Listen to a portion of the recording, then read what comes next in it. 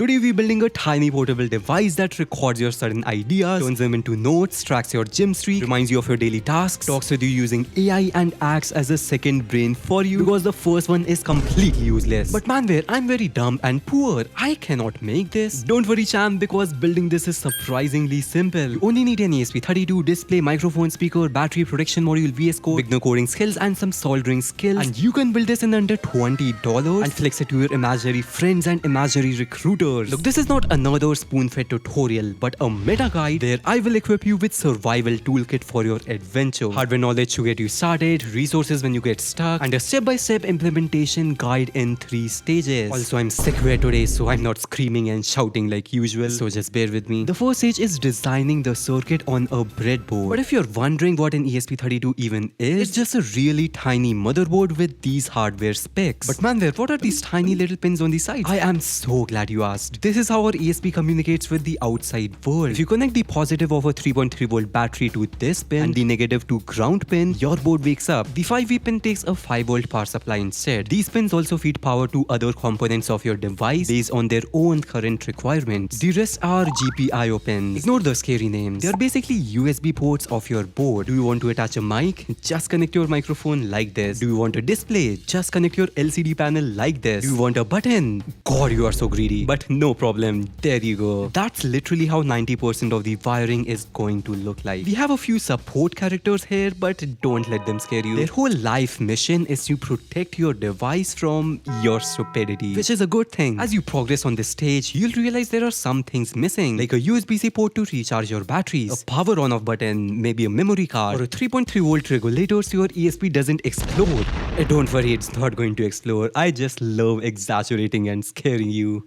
Or will it?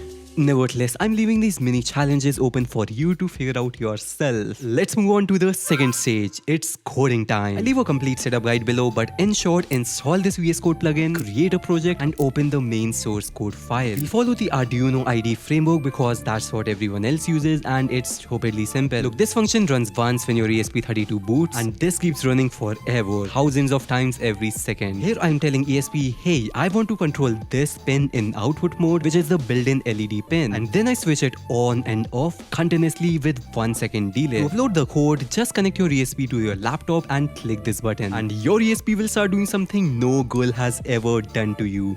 Blink at you. Now every button, microphone and display you add later follows the same basic idea. Pick a pin, configure it, read data from it, or send data to it according to the value of the other pin. Now before you update your resume as a senior ESP32 infrastructure engineer, let's discuss the UI. You can pretty much come up with any UI design you want using the LVGL library. But here's a minimal example to just give you an idea. This is the down button, this is the select button, and this is the button to go to the back screen. So you go to the notes, you select it, and you get 3 options. Then you select to record it, it starts recording, it saves, and then you go back automatically to this screen. I've also prepared another design. I like this one much better because the buttons on the side make it much more handy and clean. By the way, you can also do this by just 2 buttons. I just added 3 for aesthetic reasons. And here's another example with the tasks app. So you click on new tasks, you record the task because you don't have a keyboard here, it transcribes it here, you select the priority as high, medium, or low, and it gets added here. You can make it look like an iWatch, but I prefer this minimal,